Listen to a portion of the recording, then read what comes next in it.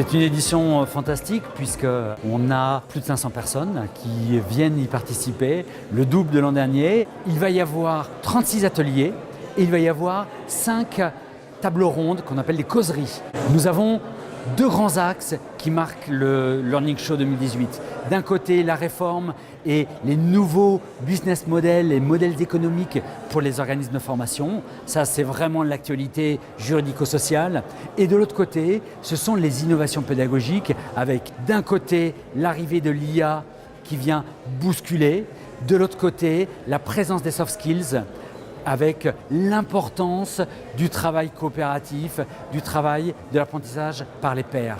Je me suis concentré sur le storytelling, sur la pédagogie, sur les neurosciences et sur la facilitation graphique, parce que je pense qu'il faut donner l'envie à l'apprenant de retenir et de suivre les modules, on va dire, digital. Les tendances, c'est de mettre de l'humain, de mettre beaucoup plus d'humain dans le digital learning, donc je dirais presque faire du phygital learning, physique et digital.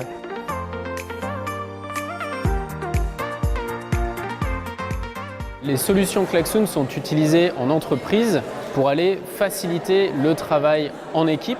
Sur une dimension learning, notre suite d'applications collaboratives peut permettre par exemple de dynamiser les temps de formation. On n'est plus sur un mode de formation descendant avec un PowerPoint, des gens qui sont assis de manière passive pendant une demi-journée, une journée. Notre suite d'applications collaboratives permet d'engager ce public, de s'assurer qu'on obtient du feedback, que les personnes vont pouvoir faire remonter leur opinion. Le Learning Show, dès l'origine, a posé des valeurs très simples qui sont expérimentées, placer finalement les personnes qui prodiguent la formation dans une situation d'apprenant et de leur faire expérimenter les nouvelles formes d'apprentissage. Donc vraiment de changer la posture et de se mettre non pas en difficulté mais à la place de ceux qu'on a l'habitude de former pour découvrir comment fonctionne l'apprentissage et surtout les mécaniques liées au plaisir, puisque c'est aussi une valeur forte de la recherche et un moteur très fort en termes d'apprentissage et de mémorisation.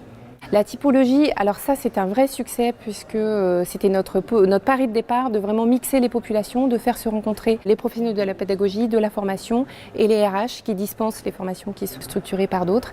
Et c'est vraiment un pari gagné puisqu'ils viennent se rencontrer, échanger et puis en plus accompagnés de scientifiques, de chercheurs et c'est assez fabuleux. Cette mixité crée aussi une émulation formidable.